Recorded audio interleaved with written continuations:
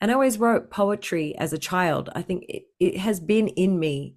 Like, it's not something I chose to do, it's just something I was doing already. Like, I've been writing poetry since I can remember, since primary school. And so those poems started turning into raps. And there was no one to tell me I couldn't do it, you know? Hmm. And in fact, I didn't even know anyone who was doing it. So I'm thinking it's just me and a couple other people that I know. And that's it. We're the only ones rapping in Sydney, you know? Like, that was my mindset in high school. And I really had the audacity to just dream big and to think I can do this, you know, and I have a right to do this. You just don't know. You don't know what the universe has in store for you. Hmm. And it's important to be very open to everything and not be attached to one idea of what success looks like. Folks, this week's guest is my friend Maya Jupiter, Australian hip hop artist, MC, and radio personality. We dive into her life as a hip hop artist, her journey in health and self empowerment. You'll definitely want to tune in to hear Maya's diverse story. Let's cue the intro. Welcome to the Boom Vision Podcast, the show that empowers you to live an enriching life physically, mentally, and spiritually. I am your host, Benjamin Ye, and I created this podcast to give you perspectives on how to strengthen your mindset so that you can build optimal health, create aligned wealth, and connect with your higher self. It's all interconnected. Let's get to work. Hi, folks. Welcome to episode 59 of the Boom Vision podcast. I'm happy to invite Maya Jupiter to our show today. Maya has been a close friend to my wife and our family, and I'm really excited to share her story with you all today.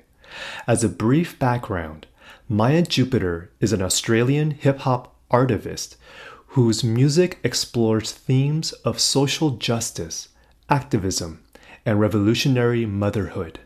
She co-founded Artivist Entertainment to support artists who use their art to promote positive social transformation, and was the producer and presenter of a national hip-hop radio show and VJ on music channel V. Maya has facilitated songwriting workshops with youth for the last 20 years. Now raising a family in Los Angeles, Maya coaches young artists through Music Forward's Open Mic Friday program and is currently working on an album with Tongva Chumash artist Jessa Calderon. So without further ado, here's Maya Jupiter. Maya Jupiter, welcome to the Boom Vision podcast. Thank you so much for joining us today. Thank you for having me. It is such a pleasure having you here, Maya. I would love to get started with your origin story. Where did it all start for you? And what was it like growing up being in your shoes that shaped who you are today? Well, I was born in La Paz, Baja California, in Mexico. My father is Mexican, my mom is Turkish. And my mom was born and raised in Istanbul. My father was born and raised in Querétaro and Guanajuato. They met each other in Haifa, which is a city in Israel, while my mother was on pilgrimage with her family as a member of the Baha'i faith. And my father was on a scholarship studying at the university in Haifa for about a year abroad. My origin story, I guess, begins with them. And I really see myself and my sister as miracles, like the fact that we even exist. Two people from very different countries and cultures, different languages, meeting each other, getting married, and then having two kids. And then at some point deciding, oh, you know, my mom saying, let's move to Australia. Apparently it was either Canada or Australia, and Australia answered first with the paperwork. It was 1980, February 1980, when we migrated to Australia. So I was only 1 year old. And I have to say, I loved growing up in Australia, and I realized how Australian I am once I left the country. It really gave me such a unique perspective in life. And I think it's funny because when you grow up in Australia, people always ask you, you know, where are you from? And I was always half Mexican, half Turkish, you know, this kind of idea of neither from here, neither from there, you know, experiencing racism as a child, you know, kids on the playground asking me, where were you born? And I would say Mexico, and they would say, go back to your own country, you know? Right.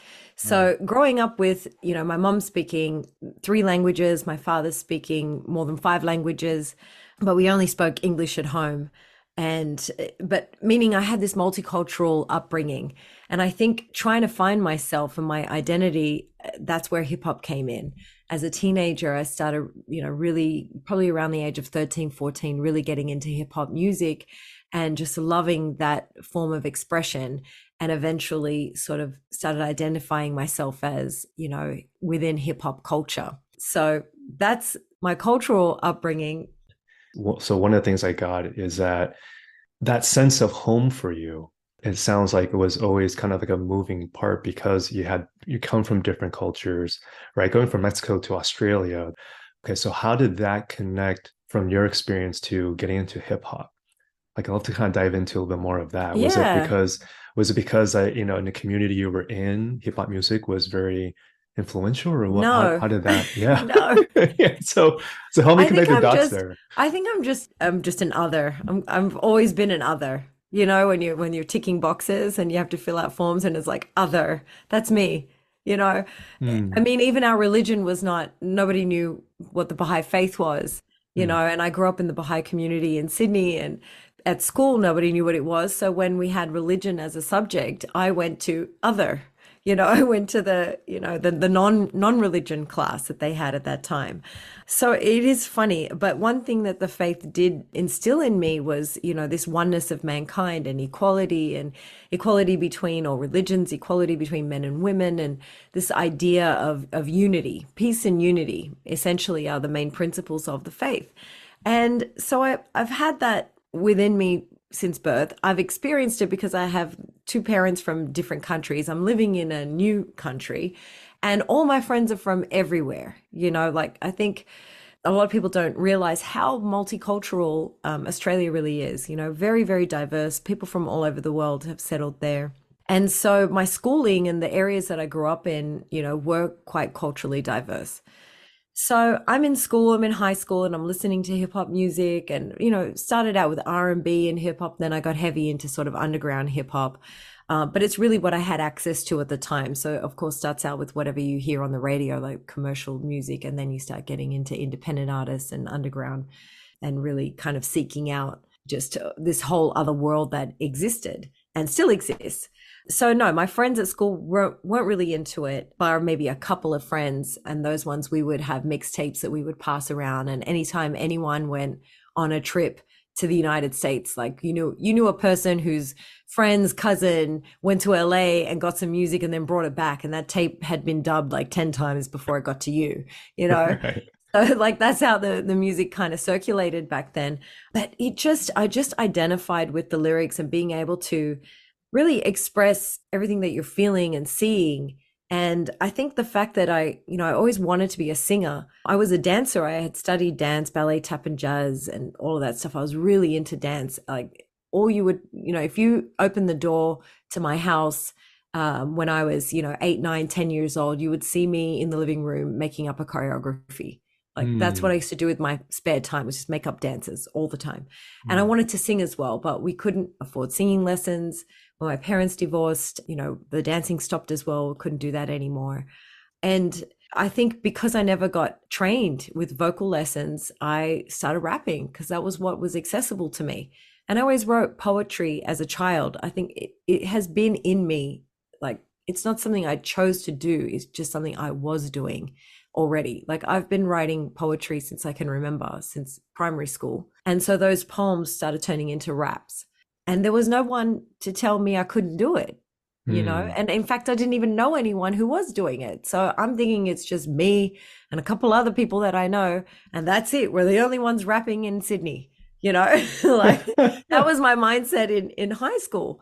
And I really had the audacity to just dream big and to think I can do this, and I have a right to do this.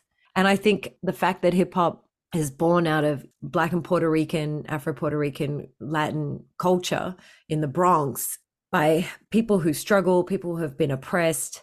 I felt some type of relationship to that. I felt like I could Hmm. relate to that story. I felt like there was a voice there that inspired me to share mine, to share my story and say, well, this is what's happening where I'm growing up and what I'm seeing. Yeah. I'm curious, Maya, is there a song that was just most impactful for you during that era? Yeah. There was a song, so Naughty by Nature was really big, and I remember seeing them on tour in Australia. It's probably one of the first concerts I went to. It was the Cool Naughty Pain tour. It was Coolio, Naughty by Nature, and House of Pain. And I'm pretty sure that I got my hands on the CD before I saw the concert. But one of their songs, Everything's Gonna Be All Right. And it's, you listen to it and you think, how would a young girl, young ethnic girl, 14 years old in Sydney's inner west, relate to what Tretch is talking about growing up in a ghetto in New Jersey, you know? And as an adult, like I can look at it now and be like, wow, like why did I fall in love with this song so much? But man, I can't, I mean, it's very difficult to articulate other than I saw myself in those lyrics. I Yeah. felt it.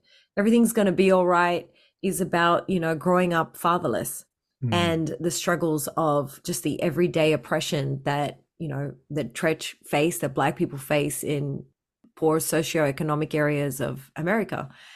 And at that point, so my parents had divorced when I was about 12 or 13, and my father suffered a mental breakdown and was not coping. And so he left the country and to sort of, get his life together, to get himself together. And it really helped him. But the consequence of that was that I didn't see him for 7 years. mm, And so this was right in the middle of that period. And it's not that I just didn't see him, I didn't hear from him. There was no contact. So it was almost like a death. wow. And as a teenager, trying to, I'm coming of age and I'm trying to deal with those emotions and grasp it. And we don't have conversations about it at home. And, there's no blame for my mother here at all. And my father, who has since passed, I've reconciled with him a long time ago. And it's all love. Like there's no Mm, ill feelings towards that. But just my experience as a teenager trying to understand and deal with that, I think it was the music that allowed me to process it. It was my therapy. It was the way that I could heal. And so that's why Tretch talking about, never knew my dad. Anyway, he swears and says words that are not appropriate today. And it shouldn't be very insulting, but this is 30 years ago. So mm, when I listen to, why did I love those lyrics? Why did I feel power in those lyrics? It was like I was angry. I was mm. angry and I needed to get it out and I had no way of showing it. I couldn't show it to my mom or my sister or, you know, anybody else. So it sort of allowed itself to come out through the music. And then that's when I was like, I can do this myself. I can write songs. And of Yeah. course I never touched on personal songs I never got too personal in the beginning. I just wrote about, I think we had a multicultural day at school and I wrote about Australia's multicultural country, just our experience of migration and we should all love one another, that Hmm. kind of stuff. And then I got into, the typical MC braggadocious style of rhyming. But yeah, that one song I would say definitely made a huge impact on me. Yeah. No, I could definitely feel that. I mean, it's interesting to just know, and I didn't know this about you in your childhood of, being a dancer, and it's a flow of movement, physical movement, and then it almost I could see that pivot from that to then from poetry and spoken words, and just all of a sudden it's a flow of this linguistics, right? And it's an Hmm. expression. And so I'm really curious, like as a songwriter, what is the creative process like when you are creating lyrics for a song? Yeah, pulling teeth. That's a very honest answer. My it always came to me like I said, I guess because it started now, my origin story, because it started as therapy. Yeah. It continued in that way. Like I can't write, I had this idea in my head that, I can't write about something unless I'm feeling super emotional about it, whether that's happiness or anger or frustration, or whatever it is, pain, like I can't write unless it's, very emotionally charged. Mm. And I realized that about myself when I married my husband, who is also a singer songwriter and could write a song about a frog. Do you know what I mean? Like he could just, it's like, here's three things, go ahead, write about it. Oh, sure, here's three songs about that. He has it doesn't have to be emotionally attached for him. He's quite the storyteller. And I realized, wow, I'm more like, this is a journal, and you're peeking into my diary. You know what I mean? Like Yeah. this is kind of it's all about my experience. It's very personal. So yes, so the creative process for me over the years has developed and changed, and I'm getting better at that, just being able to write based on an idea. But I'm not a prolific writer. I'm someone who I have to fill the cup before I can pour it out. So I really need to have Mm. life experience. And I've come to terms with that, giving myself permission, giving myself a break to be like, it's okay. You can take 5 years in between albums if you have to, because that's Yeah. kind of what it is. And it's like, Yeah. okay, so yeah, I have to live life. I have to have experiences. I have to learn something in order to be able to then give that back through a song and be able to filter it through my life experiences. Yeah. I love that quote. I have to fill my cup first before I can pour it out. And it's the richness of experiences and the emotions you feel within that. It sounds like gives you that internal inspiration of, okay, well, this is a certain area of my life that I want to be able to express. And that's how it comes out, right? Throughout your music career, was it just like how you imagined, or I'm curious, like what was either the biggest blessing and hurdle that you came across Yeah. It was in your unlike career? anything that I imagined, but I mentor young people through this Music Forward program, and I share my story all the time because I think it really speaks to, you just don't know. You don't know what the universe has in store for you. Hmm. And it's important to be very open to everything and not be attached to one idea of what success looks like. Yeah. So for me, what that means is I fell in love with hip hop music, was like, this is all I want to do. I don't know what else to do. I'm going through that book, the university book of like courses, and I'm thinking, all this stuff is great, but I'll probably study later on in life, because I'm thinking the courses that appealed to me was philosophy, and it was like stuff that I wouldn't necessarily get a job in. And I ended up taking a music business course at a technical college, which really helped because it helped me understand the music industry and open my world to all the different sides of it. So I said, no matter what, I just want to be in the music industry. So Hmm. I did become an artist. I was signed to a independent label. It was an all-female hip hop label called Mother Tongues. It Hmm. was quite an accomplishment at the time. I felt really, I was in my early 20s, and it was something that really validated, you can do this. There is a spot for you. Of course, Australia was not ready for Aussie hip hop at that time, and a lot of us had to really create the industry for ourselves. They played American rap music, American hip hop, but they thought that Australians had no clue about it. And so there was a lot of resistance, especially on commercial radio. Alternative stations definitely supported, and I'm very grateful for stations like Triple J and, independent college, university stations who did support my music. But the commercial stations never played it. And this would have been in the year 2001, 2002, 2003. So around that time. Hmm. And anyway, so here I am, I'm making music. I'm like, this is fun. And I can't remember which one came first, but I started facilitating songwriting workshops with youth, with young people. Hmm. And then I started on a community radio, which eventually led to a national station, which was all in languages other than English, the SBS network, which is federally funded in Australia. And then from there, I ended up on I had a national hip hop show on the Triple J network, which is the youth network of the ABC. If you're Hmm. familiar with the BBC, it's ABC Australian Broadcasting Corporation. So it Got was a it. big deal. Yeah. Anyway, and I ended up being a VJ on a music channel called Channel V. So I was presenting all of these programs. I was producing and presenting 3 hours of radio every week where I got to play whatever I wanted, interview whoever I wanted, full autonomy. and being a non-commercial federally funded station. And then on television, I was interviewing, R&B, soul, hip hop artists from Australia, from abroad, independent, commercial, everybody. So I'm doing all of these things all at the same time. I'm still making music. I'm still performing. I'm hosting and facilitating songwriting workshops. I'm a VJ. I'm a radio host. It's all related to hip hop, though. It's all related to music, and I dipped my toe in touring. I did a tour once, realized that's not for me. So sometimes we'll help produce events, put on a few like all female hip hop events Yeah. to support women in the scene. Just the point is, I would never have thought of that if I had been so narrow-minded to thinking being a hip hop artist and having a successful career in hip hop only looks like this, only looks like being a commercial artist, selling albums and touring and being on commercial radio.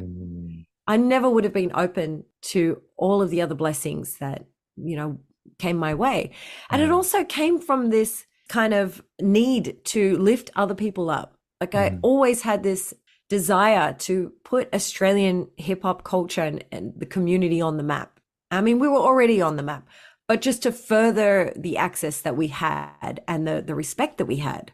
Yeah. And so I really loved being in the position of radio and television where I could, interview underground independent artists that would never have gotten that platform if someone wasn't pulling them in and saying, hey, there's this group, let's get them on. They're great. They just released an album and they're fantastic. Let's give them some, support.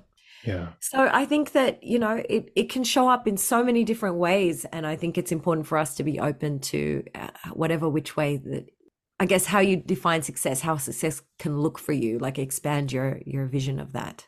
Yeah. I'm getting the body chills because I had this thought that came to me as I was thinking about our interview today. But, so random story is over the weekend, my wife Ruby wanted to buy some more flowers because it's changing of the seasons, right? It's fall now, but I don't know anything about gardening, right? And so we went to Armstrong's and picked up some flowers and some pots. And one of the things they were saying is like, well, these things can grow depending on the size of the pot, right? So if you want to keep it small or medium, it just depends on the space that you create and the container of it. And why I'm sharing this story is because going back to what you said before about, filling the cup and just being able to empty it, it's like the space you create for yourself gives you the grace to grow however you want to grow. And if you're not, as long as you're not fixated on how exactly you want to grow, but if you just hold the space for yourself and just let the universe help you fill it up, then that flexibility and that mindset allows a lot of beautiful things to come in. And then that's kind of what I feel when I hear about, you knew you wanted to hold this container of hip hop, but and how that evolves and grows, you didn't have that attachment or that expectation, but because you allow yourself to explore in that, all of these things kind of came in. And because that's a lot that you from song making to DJ, I had no idea. And so I was like, what? And so it's wow. I don't know. I just wanted to share that. Yeah, Parallels I of what think I've heard from it. it's a lesson that I learned in landmark education later on in life, but it's attachment versus commitment, Yeah. right? It's Yeah. like being attached to something versus committed. So I think as I reflect now, I can say, well, I was committed to hip hop. I was committed to Australian hip hop, and that's it, Yeah. however which way it showed up in my life. And that's what happened. Yeah. Well, so it's interesting you brought up Landmark because I'm also, both Ruben and I have attended that as well. And, I'm curious, what was in going through that program, what would you say was your biggest breakthrough in Oh, how it impacted your life? Because it's definitely, and I'm happy to share mine with, how it impacted me and my wife, Ruby, but I'd love to just kind of hear for you in that point in your life. yeah, that was huge. I stand for anybody who wants to do a landmark course to do it. I'm not getting paid by them. And, Nor am I. and it's definitely, look, it's something that you need to be ready to face. Yeah. If you're not there to try it on, to try the work on, don't bother. Like, don't pay the money, Mm. because if you're sitting there with your arms crossed and you're like, this is terrible, like, you're not going to get anything out of it, like anything in life. Right. Because I know people have very different opinions about it, but it worked for me. I really enjoyed it. I'm very grateful for the program. It worked for me is not even like the way that I would like to describe going through it is probably not the right choice of words, but meaning it had an impact on my life. And, Mm. if it has an impact on yours and if it's something that could help you, that's wonderful. If you're not interested, that's cool too. So that's Yeah. my disclaimer. There's no pushing, nothing here. Okay. So I think the biggest lesson for me, it was huge. So I did the forum. So there's three courses in Landmark: the forum, advanced, and then the self-expression leadership program, which is like a 3-month course. And I started the forum. I was married, but we didn't have any children yet. And, we had been trying or just been open to it, but, for, I don't know, maybe 9 months, a year, but, I hadn't been pregnant yet, didn't get pregnant yet. And what I realized was I was carrying, I didn't even realize the abandonment issues that I had, right? Mm. Based on my father disappearing for 7 years. And so what I found out was about myself was I was a really great sabotager.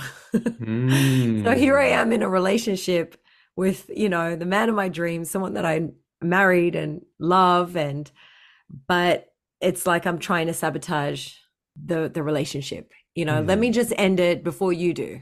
Let me just blow it Mm. up before you walk away, And so I had a lot of insecurities. Like, my husband is a singer-songwriter, he'd be on tour, and these, he didn't want to use his phone overseas, because of the the cost, Roaming costs.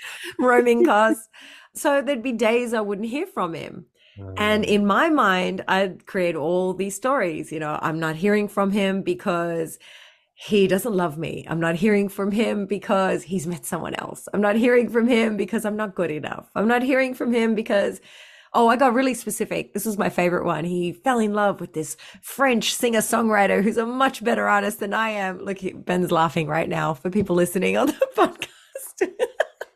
Oh But my this is goodness. the stuff we do. We create this craziness in Mm. our head, which is not true. Mm. And so basically we're story creating machines. And so I had all these stories going on because I couldn't trust that he was here to stay and that it was solid. And I didn't even realize that all this was coming from, oh, by the way, you didn't see your dad for 7 years when you were growing up. So, maybe that had an Mm. impact on your life somehow. I'd never Yeah. done therapy, never even reflected upon it, just went on with my life like everything's fine. I'm great. Look at me. I'm a big, successful, radio and television presenter. Nothing's wrong here. All good, Mm. you know? And so Wow. when I realized, oh my God, I've got a lot of insecurities, I've got jealousy issues and all this other stuff, and it's ruining our relationship, I realized where it came from, and I dealt with it. And I was like, okay, I understand. It's basically, Landmark is a reprogramming of your brain. It's basically, oh, the reason why he didn't call is because he didn't call. That's the reason. He didn't call because he didn't call. There is no reason why. He has a reason. Maybe he'll tell me, maybe, oh, I was tired. It's busy. Tour life is hard, whatever. That's got nothing to do with what I create in my brain. So the answer is he's not calling because he's not calling. And Mm. that's it. And once you get to that state of mind and you stop with the stories, or you can at least see the stories coming, oh, there it comes. Oh, okay, I'm going to say thank you and goodbye. You don't need to protect me anymore. You know, Mm. once I got clear with all that stuff, it fully transformed our relationship. And after the forum, it was about 3 weeks later, I was pregnant with our first daughter. Oh, It was wow. almost, it was almost like, and I say this as a joke, I'm like, it's like she was up there going, sort your shit out first, mum, before I come down. Like, I'm not joining this. I'm not joining this stuff. Like, sort it out, and then I'll be down there to hang out with you guys. But Oh my it goodness. really was. And then Yeah. so I was pregnant during the second and third course, and they kept calling my baby the transformed baby because I was going through this change while pregnant with her, this transformation. We don't say change, we say transformation, because everything that changes stays the same, right? But we want to Mm. transform into something else. So Right. Yeah. So that would be the most impactful moments that I had through that education. And, like I said, some people get that in therapy, and I hadn't done therapy. This was kind of my first introduction to personal development. Wow. No, thank you for sharing that, Maya, because I know, just from my personal experience with it, because both Ruben and I, we used to work at corporate, and our previous employer was very big on personal development. So he was a big advocate of not just Landmark education, but a lot of different programs as well. But we happened to do Landmark at the same around the same time. So we've done the forum, we've done advanced, and the two things that for me was the biggest breakthrough. One is, and this is more like family culture wise. So my family and Ruby's family is Taiwanese, but we never growing up actually said the words "I love you." Mm, Like in Asian cultures, it's not from folks that are more traditional in sense, it's not like we say I love you as a common phrase to express yourself on a daily basis. But yet it was more like it's understood but not spoken. And why does that have to be? Right? Why does that programming mm, have to be if that's not the way I want to live into? And I remember what having that aha moment and that breakdown. Then I remember calling my mom halfway through the forum, and I just called her just like, "Hey, I just want to let you know I love you." And then I remember her first reaction was like, wow. "Is there something wrong? Are you okay?" Yeah. Yeah. It's like coming out of left field for her, but it's like, no, I want to be able to speak this so that having that be a common phrase we say in our family is, Wow. and That's huge. to the outside it might sound minute, but it was really a big impact because naturally in saying that to my mom, and then later on that year being able to say that to my dad, and then going forward be able to have that saying with my kids, FaceTiming my parents, and not Mm, it feel awkward is very freeing, very mm. freeing. That's how it personally impacted me and my family. But then the second biggest impact really was with my wife Ruby, because I think she will probably say the same thing. Without Landmark, I don't think we would be married. Me Because neither. like because I think when we got along, it was great, but when we were like at odds with each other, it was like, oil and water. Like it would just be Yeah. explosive, right? Yeah. It's You like, need what's going the on? you need the tools to be able to get out of your own way and also be Yeah. able to communicate. And it's an ongoing process. Like, come on, I'm not, nowhere near perfect, or I don't think there's any such thing as a perfect marriage or perfect relationship. I Yeah. think that it's constant. You just have to always be committed to it and be committed to doing better, you know. Yeah. But I'm very grateful, just reflecting on what you were talking about. I'm grateful for the affection that my mother always showed, and my father as well. But, like my mom was extremely affectionate and touching, and, words, and in Turkish, aşkım canım benim, like just always these sweet, words that now I just wrap my children in. And Mm, they'll never understand what it's like to not be hugged or touched or, told I love you. I probably say it 20 times a day, yeah. maybe too much, but I'm glad that that's a gift, I think, because Yeah. I think as humans, we need that, I think we need that from each other and that acknowledgement. Totally. So, Maya, switching gears a little bit, one of the commonalities I see between you and my wife Ruby is that We're good friends, just full disclosure. yes, yes, We're yes. good friends. Ruby and I are good friends. And but one thing that's really interesting is when we travel with our when you guys travel with our respective families, you have like a mobile apothecary luggage, which is like you can't leave the house without it, right? Exactly. Yep. And and Ruby was not like this before. I mean, it wasn't until after having kids and stuff. And so I'm just curious, like, what inspired you? Well, first of all, maybe for those, because it's a new term for me. So apothecary, like, how would you define that? And what inspired you, influenced you to It's my bag of incorporate? potions. I'm a Yeah. witch. My mother opened my cupboard in my kitchen and said, "Are you a witch? What's going on here?" Because she was, first of all, I've got all these essential oils, but then I do have, all this apothecary of all this holistic. It's just plant-based, products Yeah. like, I don't know, briar rose, blackcurrant. I'm trying to think of all the ones that we use all the time. just all the different things that help support the body Yeah. to heal itself. Right. And so it's really just about holistic approach to medicine and care. We do have a pediatrician. I also take my children to a chiropractor, and both use different methods. So my chiropractor will use muscle testing to find ways to like talk to the body and see what's going on with this body. So I grew up with, we were the only family that migrated to Australia. So I had these Australian aunties and Australian uncles, and I had an Australian grandmother. My Mm. Australian grandmother was one of the first women chiropractors in Australia. And Wow. she lived with a man younger than her, who we called Uncle Peter. Hmm. And she basically saved Uncle Peter's life. Uncle Peter was in an accident and he couldn't walk. He was bound to a wheelchair. Doctors told him he'll never walk again. And through chiropractic care, she helped rehabilitate Uncle Peter and he did walk. And then he dedicated his life to the field of chiropractic. And anyway, growing up, we'd go to their house and we'd always get adjustments. He would crack our neck and do other things. And it was very normal to me as a child to go to grandma's house and get an adjustment. Yeah. And I never really thought about that as I got into my adult life. I started having lower back issues. I was dancing with a Brazilian dance company, actually. So Mm. we would do samba, lambada, would do a lot of these dances in heels. So I would experience a lot of lower back pain, and I started going to an osteopath. Fast forward to present day, I've had children, and now I'm figuring out how to raise them, right? Mm. What's the best way? So I'm reading all kinds of books, and I had actually been seeing a chiropractor here in Los Angeles, same thing for my lower back pain. And she adjusted me all throughout the pregnancy. And then Mm. when I had my daughter, she adjusted my daughter, when I had my son, and so on. And she would also do remedies, like flower remedies and Mm. pellets and all this kind of sort of homeopathy.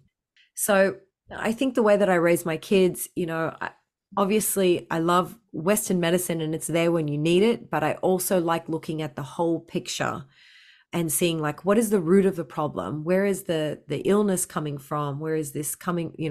Is it through a food that you're eating or something that's going on, stress? What are the other factors that are contributing to this issue that we're dealing with? And so I sort of attack it from all angles. Yeah.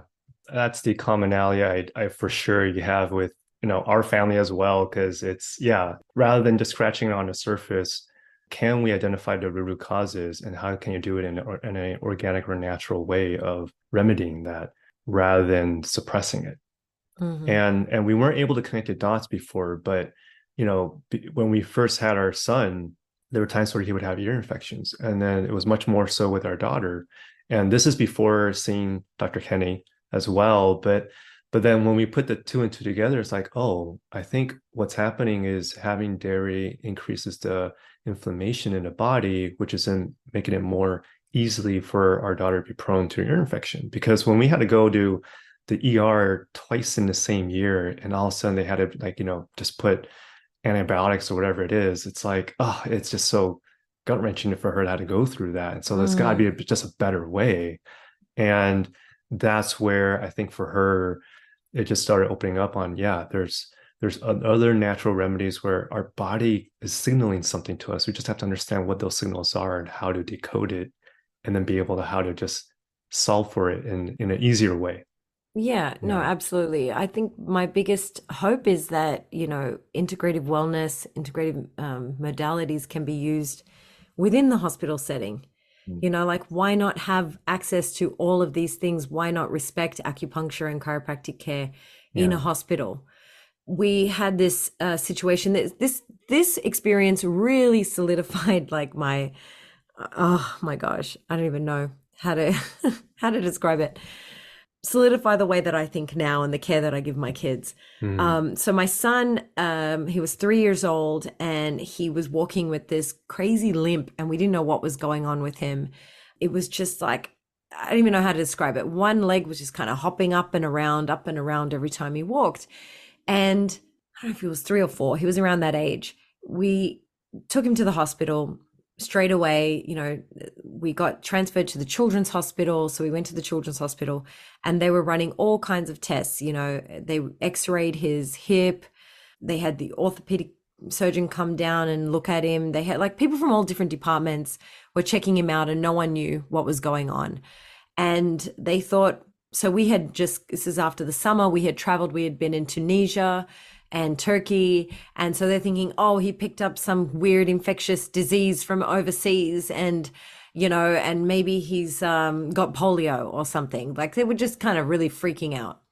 And of course, which meant I was on that same roller coaster and I was freaking, we were terrified. We're like, what has happened? What's going on? Yeah. And they wanted to keep, this was like a Monday, and they wanted to keep him in the hospital till Friday and give him a brain scan, basically. Okay. So they were going to keep him in the hospital for 5 days. They said if we left, then we'd have to like come back or wait months for that brain scan. So we had to keep him there for 5 days, which means he would be, his heart, his pressure would be on, he'd be around the machines, fluorescent lighting, Oh my he'd God. be checked, they come and check the heart rate and everything every hour on the hour when you're in Yeah. the hospital, right? Yeah. And by the way, we'd have to pay for these 5 days, right? In America, it's not socialized healthcare like in Australia. No, no, no. You're going to you're going to pay that bill. And then, oh, and by the way, we're going to put your son to sleep for an hour while we scan his brain, right? So all of this was going to take place, and we had a decision to make. Do we stay or do we go? And this was actually my first time meeting Dr. Kenny. Yeah.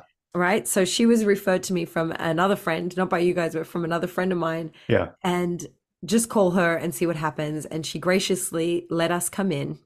And at this point, I come in with my CD of like scans, right, of x-rays and all this, and I'm freaking out. And she puts my son on the table and she goes, oh, okay. And she goes, walk up and down. And, he had been walking up and down for, 8 hours in that hospital. Everyone's just making him walk all the time to try to figure it out. Anyway, she does one adjustment on him. And then she goes, okay, walk. Perfect. He was fine. He walked perfectly like nothing happened. What happened? Well, his psoas was tight. That's it. It was his psoas. And Dr. Kenny adjusted him in one adjustment and it was all over.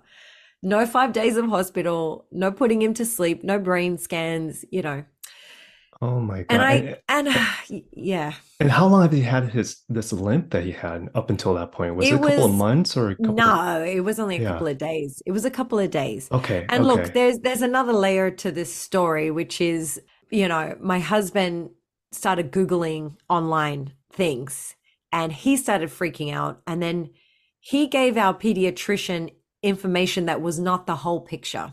And so our pediatrician, and this was all without me, this was via text without me involved. And so our pediatrician sort of went down that line, okay, yep, go straight to the hospital.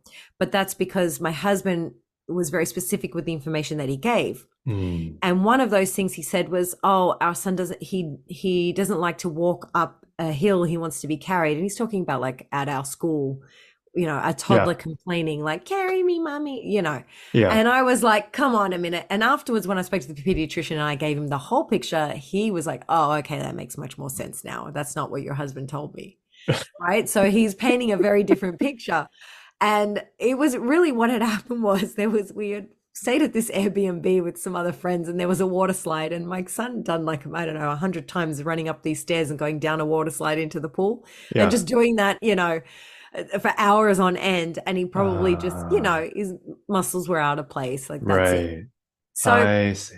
anyway, I thank God that it ended that way, that it was nothing serious. And I do value, the fact that the hospitals could rule all those things out that they did. Right. And that's what Dr. Kenny said. She goes, you did the right thing. You went with your feelings and look, you ruled out those things. Now it's okay to do that. Right.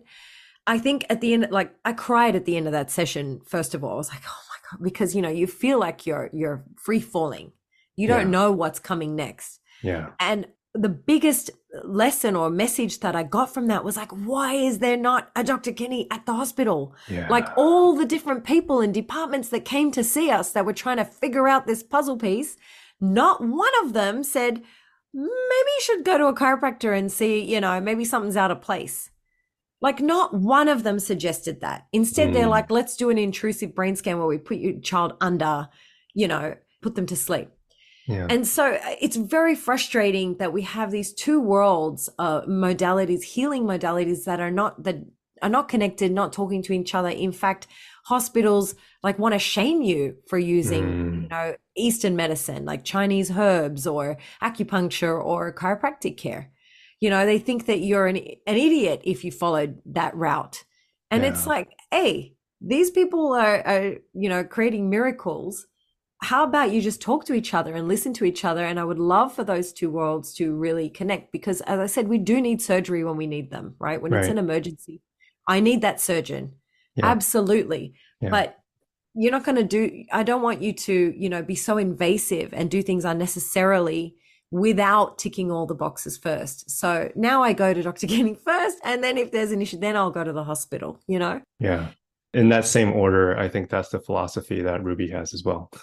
Just given what we've seen and what we've experienced with our kids too, is just like there's a time and place for everything, but being able to approach it in a different angle, I think gives us at least a better comfort knowing that, yeah, you don't have to necessarily go top down. Sometimes you go bottom up, right? We'll get to the Yeah. same place, but just in a different way. Yeah, Yeah. it's really about empowering their bodies to be able to heal themselves. Like we want them to build Yeah. strong immune systems so that when they're older, they can fight off, sickness and illness and just be as healthy, as physically and mentally healthy as they can be. And so it's Yeah. really just supporting what our bodies already know how to do. And I think becoming a mum completely reset my brain. Like, Yeah. we all know, oh yeah, women give birth, sure. But I'm there watching, my stomach grow and I'm thinking, I'm not doing anything. I'm not creating eyes. I'm not creating the brain. I'm not creating the breathing, the lungs. Like nature knows how to do this. Nature Mm, is doing it all by itself. And I just have to not get in the way. I've got to eat mm, healthy. I've got to drink lots of water. I've got to take my prenatals. I need to support it, mhm, but don't harm it. Don't do mhm. things that toxify the body, Right. And so you sort of get that lesson of like just support ourselves in by eating as healthy as possible, which I don't. I'm terrible, and I'm trying my best. Like everyone else, not perfect. I get those late night snacks like, hey, I need a piece of chocolate because I did it. I got through this day. So here's my reward, and I Right. I have my things too, but at the Yeah. end of the day, like I know when the time comes, if I'm like, okay, no, no, no, we're coming down with something, that's it. I definitely cut the sugar out, like vitamin C up. I know what to do. I know how to kick into that bag. Yeah. So you mentioned the word earlier, empower, and I think this is a good segue to my next question, which is this word artivist, Yes. which is this merging of artist and activist. Can you Hmm. tell me more how this word is impactful for you? Yeah. I wasn't aware of the word until I came to Los Angeles, and when I heard the term artivist or artivista, I was like, yep, that's me. That's who I am. I make music to make a difference. I make music for the movement. I make music for positive social transformation. I want to change and impact culture in a way for the better for all of us. And I think the way, we all have our skill set, and the way that I feel like I can contribute to making my community a better place is through music. And so, yeah, that's it.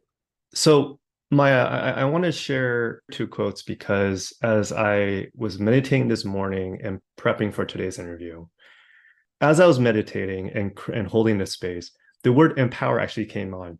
And it was right around when you responded to the email about what the title of it should be, right? So the word empowering just keeps coming up. And as I was researching quotes, I came across two Maya Angelou quotes that I wanted to share. The first one is my mission in life is not merely to survive, but to thrive, and to do so with some passion, some compassion, some humor, and some style. And why I wanted to share that quote is because at first, when I read this, I felt it just perfectly embodies the essence of who you are. And I felt that, and I just wanted to share and acknowledge that, Maya. Just knowing you in the last couple of years, like this is so Maya. So this is Thank so you. you. The second quote is if you're going to live, leave a legacy. Make a mark on the world that can't be erased. And so, with this second Maya Angelou quote, my question to you, Maya, is what legacy and mark do you want to leave in this lifetime?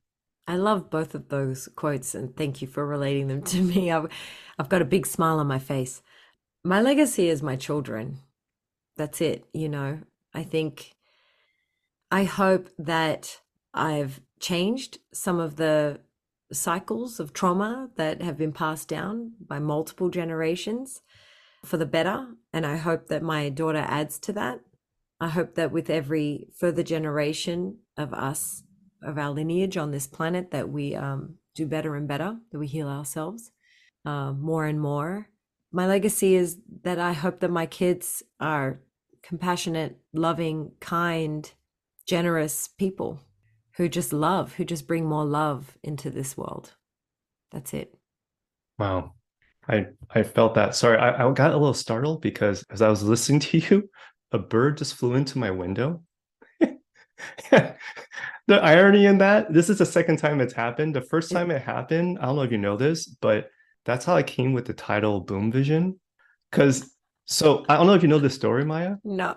Okay, Boom Vision is such a random set of words, but why this podcast is called that is because when I was thinking about the subject matter, how do we empower people to live a better, stronger mind, body, and soul? And it starts with the mind, and the mind starts with your imagination, your voice, intuition. Those are the three words that came to me, where your imagination is what you see, your inner voice or voice is what you hear, and your intuition is what you feel. So what you see, what you hear, what you feel creates your inner world that then gets amplified to outer reality. And so I wanted this word because words have energy, it has power. So I wanted this to be meaningful. And so as I was playing around with Scrabble tiles, I took the first two letters of the five words: imagination, voice, intuition, body, and soul. And if you take the first two letters of those five words and you Scrabble it, you get either vision boom or you get boom vision. And I remember in this office, when I came to the realization, is it vision boom or is it boom vision? And right when I said that, a bird literally flew right into my window, just like what's happening right now. And I was so startled. I was like, okay, universe, I got it. It's boom vision. It's Okay, boom we'll just vision. go with that. But as I was hearing you say about the legacy you want to build, like that's the second time a bird flew in, which Wow. is First of all, is the bird okay? bird's okay. It Okay, flew great. away. It's all good. So I Yeah. guess the universe is saying love is the answer. Love is the answer. That is such a beautiful legacy to leave. So thank you for sharing that. Oh my goodness. Okay. So with that, Maya, what advice can you share with our audience for those that want to pursue their creative passions? Whether it's an artist, singer, dancer, musician, what advice can you share Yeah. for our audience? I think we need to rethink how we think about art and being creative. We live in a capitalist society, and I think capitalism says that you're not successful unless you're selling your art, or it says you can't be an artist unless you're a professional. Art is in all of us. Art wants to live in all of us. It runs through our veins. It has no limits. It can be accessed by all. So if you are somebody who wanted to be an artist and felt like you couldn't because you had all these reasons in your head, here's your permission. If you needed someone to say it, here it is. Do it. Do the thing. Have fun. Enjoy yourself. Don't set any limits. And, at the end of the day, you're doing it for you, you're doing it for your community, whatever your reasons are, stress relief, it's your outlet. Just go for it, and don't be attached to what it's going to look like. Be open to where it can take you. Art is therapy, art is healing, art is a way for us to process our feelings, art is a way for us to shift energy around, to de-stress. And it belongs to us all. It's a part of us all. It's a part of us all. So just go for it. That's my advice. Thank you for sharing that. It's so empowering. And the one thing I just want to add to what you just said, Maya, is because I came across this video earlier this morning, and it really struck a chord in me. Like description on this video, it was an interview with Ethan Hawke, but it was said that God gave you a fingerprint that no one else has, so that you can leave an imprint that no one else can. And I think to what you said about art is all within us, to allow that flow, right? To allow that expression to come out in you. If you feel compelled to, let that movement flow. It'll allow that beautiful imprint of what you're here meant to leave. And so just wanted to Mm. share that as well. My second to last question is a question I ask my guests, which is if the DeLorean and time machine was real, if you have the ability to travel back in time, let's say 15, 20 years ago to your younger self, what would you share with your younger self? All that I'm thinking is get ready, it's going to be a great ride. I'm sorry. What advice would I share with my 15, 20-year-old self? Or no, no, no, Yeah. 20 years ago, sorry. So I'm Well, 20. let Um, me rephrase it. Let me rephrase it, Maya. yeah. So how about this?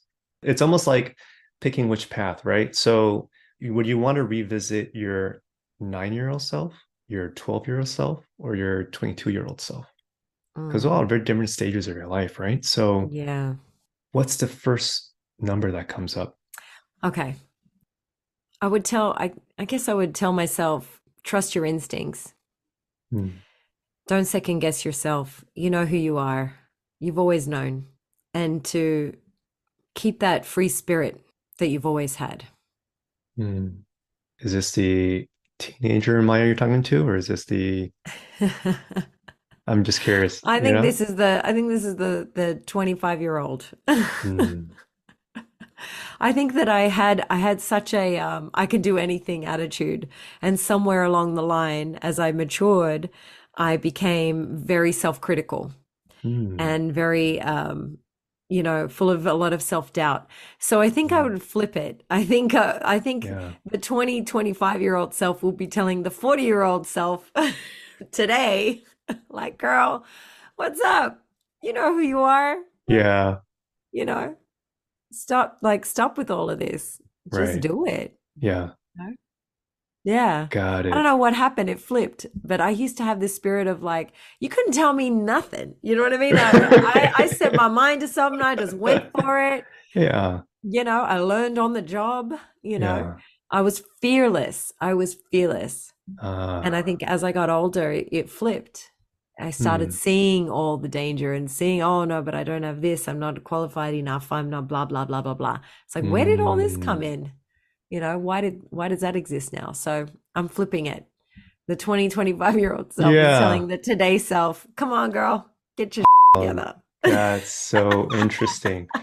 And I find this really interesting, Maya, because in knowing you in the last couple of years, like I do see you as fearless. So maybe it's the internal dialogue that you might be having, but Mm, you've always had it within you because that's how I see yeah. you, Oh, you thank know? you. Yeah.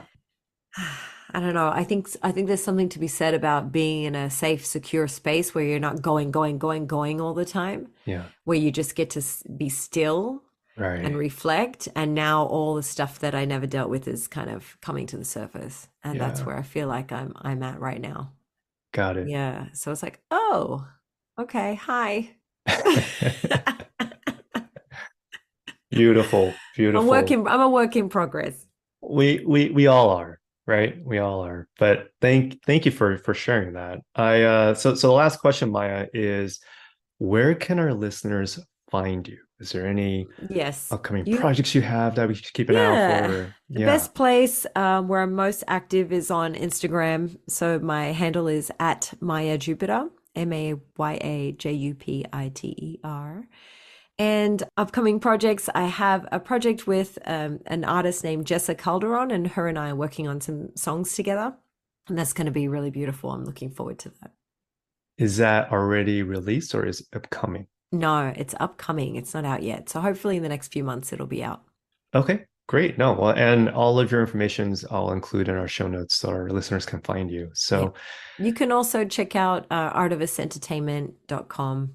You can see stuff that we're up to through my company that I co-founded with some friends.